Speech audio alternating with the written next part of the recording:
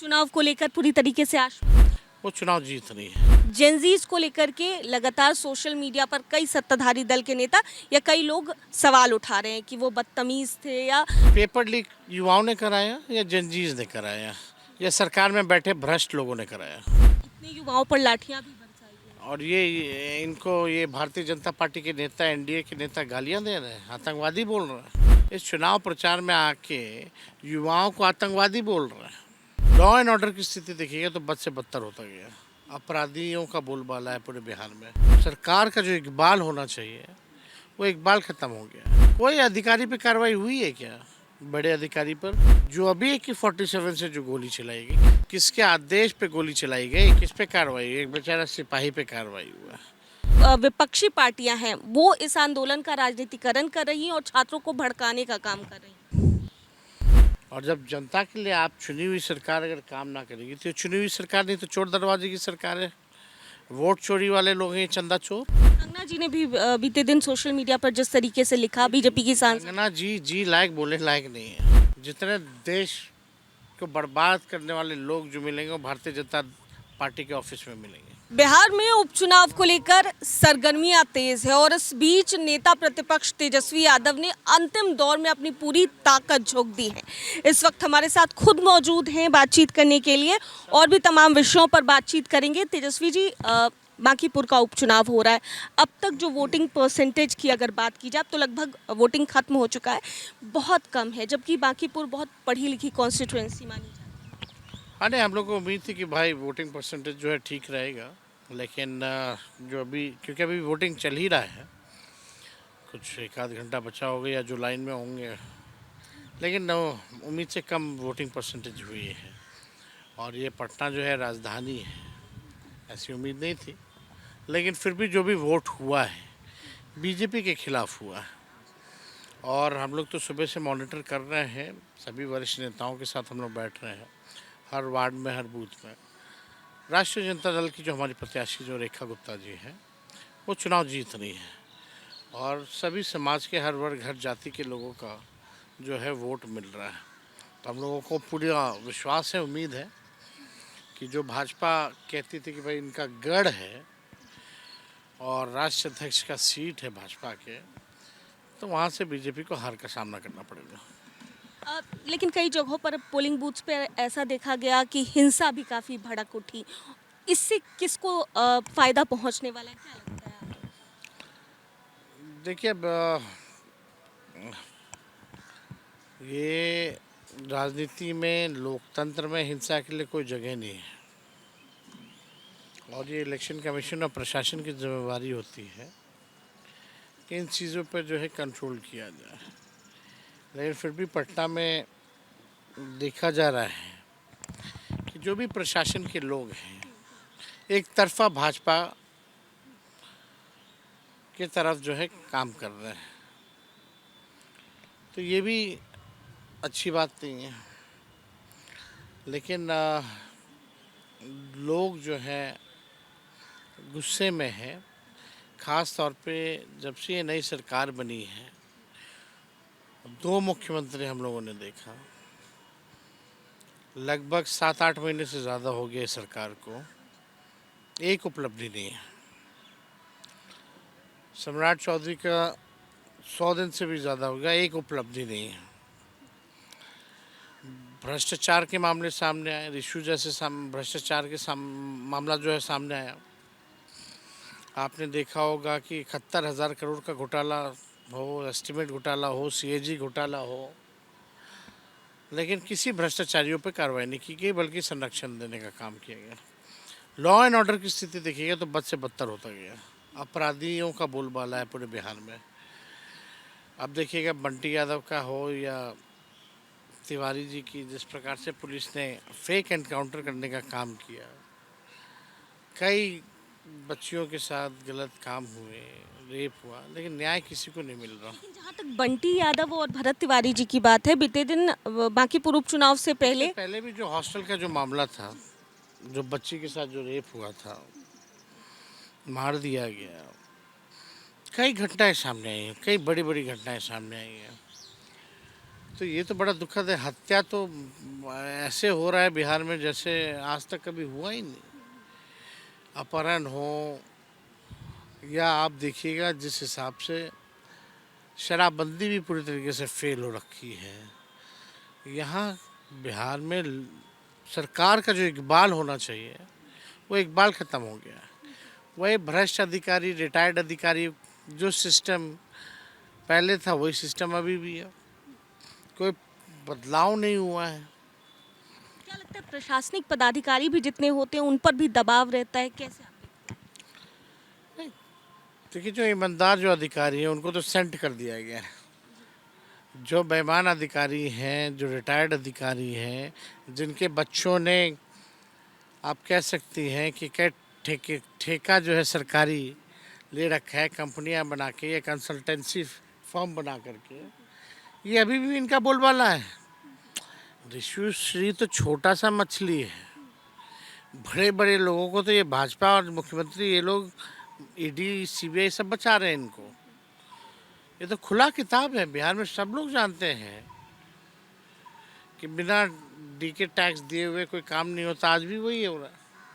लेकिन जिस तरीके से घटनाएं सामने आ रही हैं, बवाल खूब हो रहा है, लोगों में काफ़ी ज़्यादा आक्रोश भी देखा जा रहा है, लेकिन कहीं ना कहीं मामला जो है वो जाकर आगे शांत हो जा रहा है, उस पर कोई कार्रवाई ऐसे देखने को मिल नहीं रही देखिए, ये तो सरकार में बैठे लोग हैं। अब सरकार ही कोई करना है, सरकार के अधीन ही सारी एजेंसियां हैं और वही लोग बेईमान हैं।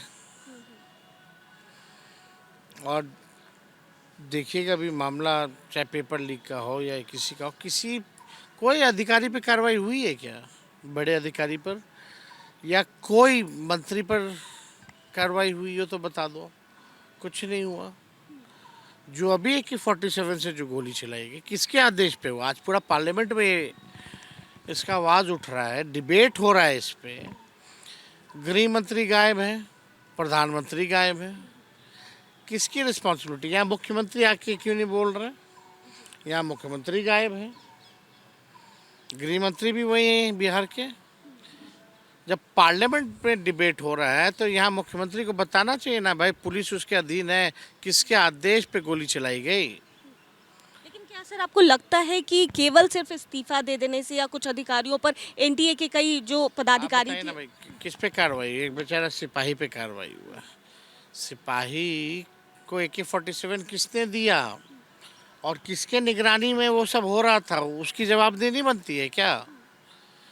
ये देश का पहला आज़ादी के बाद ऐसी घटना है। कितने बड़े आंदोलन हुए हैं, पहले ही ऐसी घटना जहाँ AK-47 चलाया गया और सीना पे ठान करके, हवा में नहीं। वो तो 3 बच्चों का किस्मत अच्छा था कि बच गए, कि इनसे हम मिल कर के आए उन लोगों से। लेकिन स्थिति देख लीजिए क्या हाल है। जेनजी की बात हो रही है इन दिनों, आप भी युवा नेता हैं और ख़ास तौर पर इस पर बात कर लेना आपसे ज़रूरी हो जाता है। जेनजीज को लेकर के लगातार सोशल मीडिया पर कई सत्ताधारी दल के नेता या कई लोग सवाल उठा रहे हैं कि वो बदतमीज़ थे या जो भी कह रहे हैं। आप किस तरीके से देखते हैं, क्योंकि कई ऐसे लोग भी थे उस प्रदर्शन में जो कि अपनी मांगों को लेकर आए थे? पेपर लीक युवाओं ने कराया या जेनजीज ने कराया या सरकार में बैठे भ्रष्ट लोगों ने कराया? एक बार कराया या कई बार कराया? क्या उनका भविष्य नहीं है? लोग क्या कहते हैं, युवाओं का ही भविष्य होगा तभी तो देश का भविष्य होगा। जब हमारे देश के युवाओं का भविष्य नहीं होगा तो देश का क्या बेहतर भविष्य होगा? आप भविष्य को ही बर्बाद कर रहे हो, भारत के भविष्य को ही बर्बाद कर रहे हो। पेपर लीक करने वाले कौन है अभी भी इसका नहीं पता चला। बचाने का काम करिए सरकार। कितनी बार पेपर लीक होगा भाई? और बिहार में तो मैट्रिक हो या BPSC हो, कोई परीक्षा हो, पुलिस भर्ती हो, हर परीक्षा में पेपर लीक होता है। तो कब तक सहेगा नौजवान? एक और सवाल भी है इसमें कि पेपर लीक तो होता ही है, लेकिन भर्ती परीक्षा जो होती है उसमें भी समय काफ़ी आप सोच लीजिए, इतने बेशरम है सत्ता में बैठने वाले लोग। ये बिहार में कुछ लोग मंत्री बने हुए हैं, कुछ लोग राजनेता हैं, कुछ लोग MP हैं। इस चुनाव प्रचार में आके युवाओं को आतंकवादी बोल रहे हैं और सरकार AK-47 गोलियां चला रही है। क्या स्थिति बनी हुई है भाई? यही कल के भविष्य हैं, भारत के भविष्य हैं। 3 लोगों में से एक का जो गोली लगा, जिसमें कि बुलेट नाम है उसका, बुलेट कुमार, वो आर्मी में उसका दौर था भर्ती को लेकर के, दिसंबर में उसके पैर में गोली लगी है। बुलेट कुमार गौड़ आदिवासी कम्युनिटी से आता है। पैर में दिसंबर में दौड़ना है उसको, पैर में अभी गोली लगी है। वो हमको बोला कि भैया हम तो देश के लिए गोली खाने आए थे, यहाँ तो अपने लोग ही गोली मार रहे हैं। क्या जवाब है इसका? इतने युवाओं पर लाठियां भी बरसाई गई। और ये इनको, ये भारतीय जनता पार्टी के नेता, एनडीए के नेता गालियां दे रहे हैं, आतंकवादी बोल रहे हैं, बदतमीज बोल रहे हैं, उनके चरित्र का हनन कर रहे हैं। ये बर्दाश्त नहीं करेंगे। कंगना जी ने भी बीते दिन सोशल मीडिया पर जिस तरीके से लिखा, बीजेपी की सांसद, कंगना जी लायक बोले लायक नहीं है। उन्होंने काफी गलत टिप्पणी की और उसको लेकर युवाओं में भी आक्रोश देखने को मिल रहा है सोशल मीडिया पर। भारतीय जनता पार्टी में सारे बलात्कारी और जितने क्रिमिनल लोग हैं, जितने भ्रष्टाचारी हैं, वही उन लोगों का बोलबाला है। किसानों को कुचलने वालों को मंत्री बनाते हैं, बलात्कार करने वालों को बनाते हैं, महिला पहलवान वाले को शोषण करने वालों को लोग बनाते हैं। भारतीय जनता पार्टी में और है क्या? जितने देश को बर्बाद करने वाले लोग जो मिलेंगे वो भारतीय जनता पार्टी के ऑफिस में मिलेंगे। लेकिन आपको लगता है कि ये जो आंदोलन छात्रों का हुआ, कहीं ना कहीं सरकार बैकफुट पर आई और सरकार को छात्रों की बात या युवाओं की बात माननी पड़ी? और जब जनता अगर ठान ले सड़क पे आने का, तो उनको कोई नहीं रोक सकता। उनके अधिकार को कोई छीन नहीं सकता। सरकार कौन क्या है? सरकार बनाता कौन है? यही जनता बनाती है, यही जनता चुनती है। और जब जनता के लिए आप चुनी हुई सरकार अगर काम ना करेगी, तो चुनी हुई सरकार नहीं तो चोर दरवाजे की सरकार है। वोट चोरी वाले लोग हैं, चंदा चोर। जनता मूड बनाई हुई है इस बार। अब बीजेपी का जाना तय हो चुका है। लगता है युवा अब जागरूक हो गए अपने हक को लेकर, अधिकार को लेकर, जो मिलेनियल्स नहीं थे, लेकिन अब जेनजी जो है वो अपने अधिकारों को एकदम हमारा देश ही पूरे दुनिया में सबसे युवा देश हमारा भारत है, और सबसे युवा प्रदेश हमारा बिहार है। तो समझिए पूरे दुनिया में सबसे ज़्यादा युवा है तो हमारे बिहार राज्य में। और बदलाव की क्रांति की धरती है ये। धरती जेपी कर्पूरी या लालू जी की धरती है। ये आंदोलन की धरती है। ये लोकतंत्र की जननी की धरती है। तो आप समझ जाइए कि जो बिहार जो है देश को रास्ता दिखाता है। और ये आंदोलन में भी बड़े बिहार अगर बढ़ चढ़ कर के हिस्सा नहीं लेता तो शायद ये सफल नहीं होता। इसलिए हम लोगों ने तय किया कि भविष्य में अगर हमारी सरकार बनेगी तो जितने आंदोलनकारी लोग जो जेल में गए नीट पेपर लीक वाले मामले में, उनको जेपी आंदोलन के तर्ज पे जो पेंशन मिलता है, पेंशन भी हम लोग देंगे और नौकरी भी देंगे। इसके साथ ही आपने अल्टीमेटम भी दिया था कि केस वापस लेने को लेकर, लेकिन कई मामलों में केस वापस हुए, कई लोगों पर अब भी केस दर्ज है। उन युवाओं के लिए क्या कहना चाहेंगे? और सरकार, देखिए साफ निर्देश सरकार का आ चुका है और आना ही था, और हम लोगों ने चेताया सरकार को, समय सीमा भी दी। बहुत लोगों पर से केस जो है वापस लिया गया है। अब भी हमने पार्टी के लोगों से और लोगों से मांगा है कि अगर कोई छिटपुट और कोई लोगों को अगर नहीं छोड़ा गया तो उसका लिस्ट हमको दे, और जब लिस्ट आ जाएगा तो हम लोग जो है इसको पब्लिक प्लेटफॉर्म में रखेंगे। एक और सवाल आप लोगों के ऊपर उठता नजर आ रहा है। जो सत्ताधारी दल वाले नेता है वो ये कह रहे हैं कि जो विपक्षी पार्टियां हैं वो इस आंदोलन का राजनीतिकरण कर रही हैं और छात्रों को भड़काने का काम कर रही हैं। पेपर लीक तो विपक्ष ने नहीं कराया होगा, अन्ना आंदोलनकारियों ने कराया होगा। पेपर लीक होगा तो क्या छात्र सड़कों पे नहीं आएंगे? एक बार नहीं, बार बार। और विपक्ष की का क्या काम है कि सरकार को आईना दिखाना, जनता के सवाल को मजबूती से उठाना। तो क्या हम उठाए नहीं इस बात को? तो हम किस लिए झाल बजाने के लिए आए हैं? किस लिए आए हैं? मौनी बाबा बन के रहें, सरकार का तलवा चाटे। जो लोग चाटते होंगे चाटे।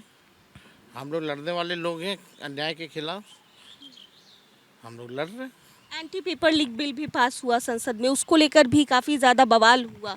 आप कैसे देखते हैं सर इसको? हर बिल पास कराने सरकार में ही जब तक इन लोगों को सज़ा नहीं मिलेगी जिन लोगों ने पेपर लीक कराया है, तो वही लोग अगर बने रहेंगे तो फिर होता रहेगा, चाहे कितना बिल पास करा लो। जब सिस्टम ही वही रखिएगा, वही बेईमान लोगों को प्रमोट करते रहोगे और किसी पे कार्रवाई नहीं होगी, तो वही चलता रहेगा। हम तो साफ तौर पे कह रहे हैं, जब तक एनडीए की सरकार रहेगी पेपर लीक होता रहेगा। महागठबंधन को लेकर सवाल उठते हैं कि पूरी तरीके से अब इंटैक्ट नहीं रह गया है बिहार विधानसभा चुनाव के बाद। क्या कहना चाहेंगे, इंटैक्ट है पूरी तरीके से महागठबंधन? अब देखिए, अब गोदी मीडिया लोगों का ये सब कहना है, हम लोग कायला सफाई दें भाई, जिसको जो कहना है वो कहता रहे, हम लोग जानते कि क्या है। उपचुनाव को लेकर पूरी तरीके से आश्वस्त? एकदम, यहाँ बीजेपी का सफाया होगा। जो ये अपने आप को गढ़ बोलते थे, सुबह से हम लोग फीडबैक लेना, हमारे प्रत्याशी आरजेडी की जीतेंगे। रेखा जी, बहुत शुक्रिया। बहुत बहुत शुक्रिया। तो देखिए, नेता प्रतिपक्ष तेजस्वी यादव जी से खास बातचीत कर रहे थे, युवाओं के मुद्दे पर खुलकर बोले हैं और क्या कुछ कहते नजर आ रहे थे, तमाम विषयों पर आप सुन रहे थे। कैमरा पर्सन बबलू के साथ मैं दक्षा प्रिया, दर्श न्यूज़, पटना।